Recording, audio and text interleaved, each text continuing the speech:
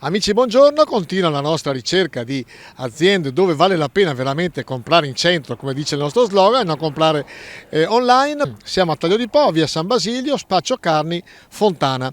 E ci facciamo spiegare magari come fanno i salami, come fanno ad avere una qualità così interessante e buona, ricordando che qua hanno il loro allevamento con centinaia di maiali, e dove tra l'altro è garantita anche la qualità, soprattutto dell'alimentazione del maiale stesso. Andiamo.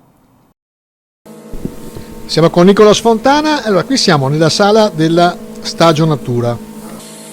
Qua rimangono a stagionare lentamente, piano piano, per darvi il massimo della qualità e del prodotto. Passiamo dai 10 ai 15 gradi e rimane dagli 80 all'86% di umidità. E rimangono per quanto tempo? Circa 3-4 mesi, dipende dopo dalla pezzatura, dal taglio e da vari fattori, insomma, ecco. Quindi ci vuoi spiegare il segreto di un ottimo insaccato? Il segreto, la ricetta non si sveglia perché altrimenti, però noi lavoriamo sempre a carne fresca, macelliamo tutte le settimane e il salame lo insacchiamo il giovedì per darvi, diciamo, un prodotto sempre fresco, costante tutte le settimane.